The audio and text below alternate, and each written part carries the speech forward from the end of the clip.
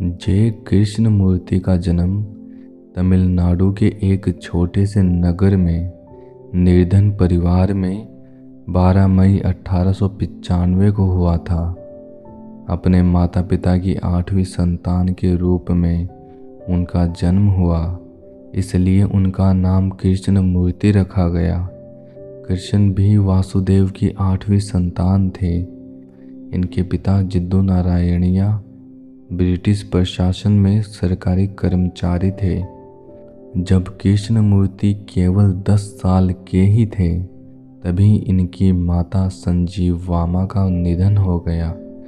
बचपन से ही इनमें कुछ असाधारणता थी। थियोसॉफिकल सोसाइटी के सदस्य पहले ही किसी विश्व गुरु के आगमन की भविष्यवाणी कर चुके थे। श्रीमती एनी बेसेंट और थियोसॉफिकल सोसाइटी के प्रमुखों को जय कृष्ण मूर्ति में वह विशिष्ट लक्षण दिखाई दिए जो कि एक विश्व गुरु में होते हैं। एनी बेसेंट ने कृष्ण मूर्ति को किशोरावस्था में ही गोद ले लिया और उनकी परवरिश पूर्णतया धर्म और अध्यात्म के वातावरण में हुई। कृष्ण मूर्ति के विचारों के जन्म को उसी तरह माना जाता है जिस तरह की एटम बम का आविष्कार होने को। कृष्ण मूर्ति अनेक लोगों के लिए रहस्यमय व्यक्ति तो थे ही, साथ ही उनके कारण विश्व में जो बौद्धिक विस्फोट हुआ उसने अनेकों विचारकों, साहित्यकारों और राजनीतिज्ञों को अपनी ओर खींच लिया। उनके बाद विचारों का अंत होता है, उनके बाद सिर्फ विस्तार की बातें हैं। 1927 में एनी बेसेंट ने उन्हें विश्व गुरु घोषित किया, लेकिन 2 वर्ष बाद ही कृष्ण मूर्ति ने थियोसॉफिकल विचारधारा से नाता तोड़कर अपने नए दृष्टिकोण का प्रतिपादन आरंभ कर दिया।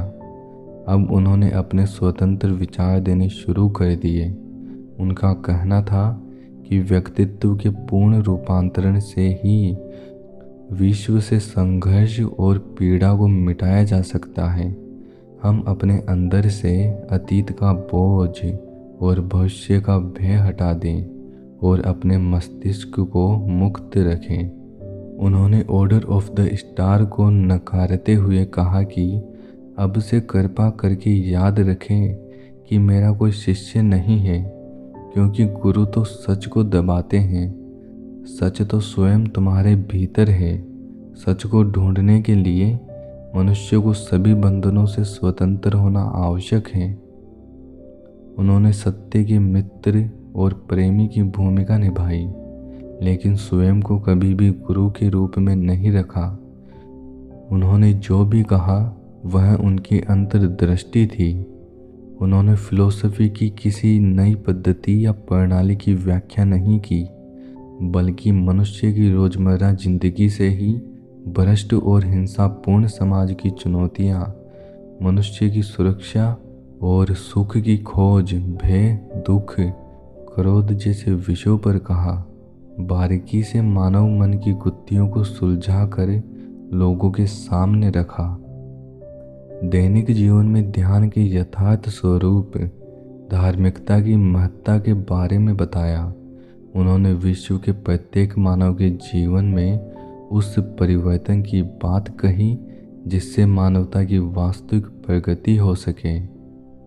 अपने कार्य के बारे में उन्होंने कहा, यहाँ किसी विश्वास की मांग या अपेक्षा नहीं है, यहाँ अनुयायी नहीं है, पंथ संप्रदाय नहीं है, वह किसी दिशा में मोड़ने के लिए किसी तरह का फुसलाना प्रेरित करना नहीं है, और इसलिए हम एक ही तल पर, एक ही आधार पर और एक ही स्तर पर मिल पाते हैं, क्योंकि तभी हम सब एक साथ मिलकर मानव जीवन के अद्भुत घटनाक्रम का अवलोकन कर सकते हैं।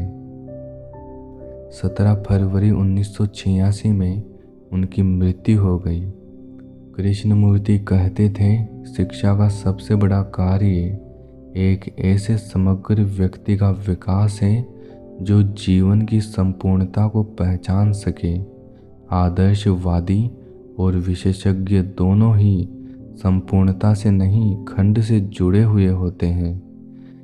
जब तक हम किसी एक ही प्रकार की कार्य प्रणाली का आग्रह नहीं छोड़ते, तब तक संपूर्णता का बोध संभव नहीं है।